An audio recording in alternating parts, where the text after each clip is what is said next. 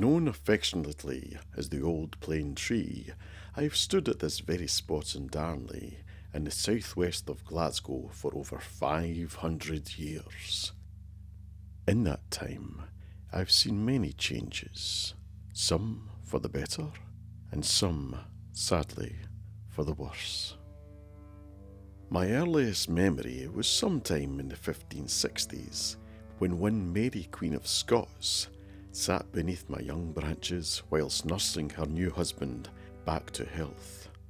Sadly, that handsome young couple didn't live long, but their son went on to become James VI of Scotland.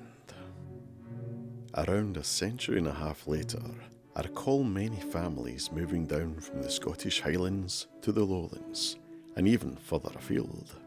I believe today it is referred to as the Highland Clearances. I felt truly sorry for those poor people being cast out of their homes in such an uncaring way. But it was not all bad, for I also remember scholars such as David Hume, Adam Smith and Robert Burns discussing such wonderful subjects as philosophy, economics and poetry. This period of time was called the Scottish Enlightenment, and it certainly kept this old sycamore entertained during that time. Not long after that came the Industrial Revolution.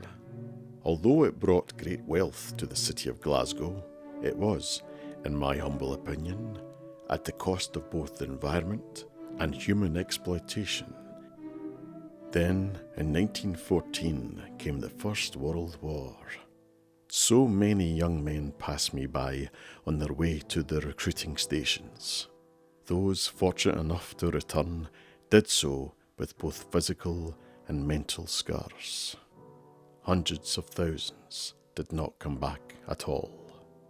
The Spanish flu pandemic immediately followed, a cruel twist of fate which took a further 50 million lives worldwide.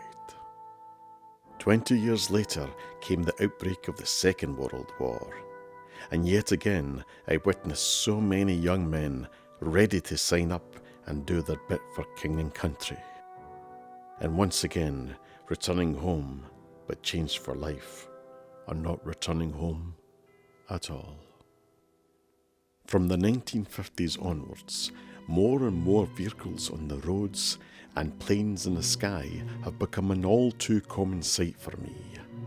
It's a miracle I'm still standing, what with all the emissions I've had to breathe in on a daily basis for so many years. And sadly, more and more of my fellow trees are being felled to make way for human beings and their ever-expanding encroachment on the natural environment.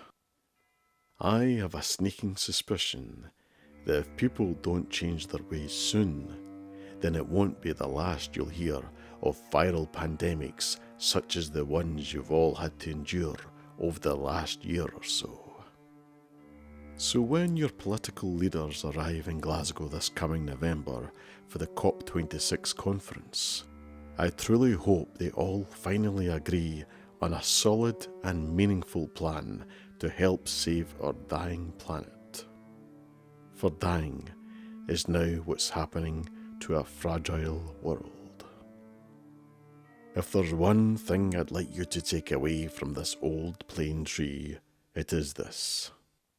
History has a strong tendency to repeat itself. So please try to be kinder to one another and the natural world. Just like a certain Scottish queen once did for her ailing husband all those years ago.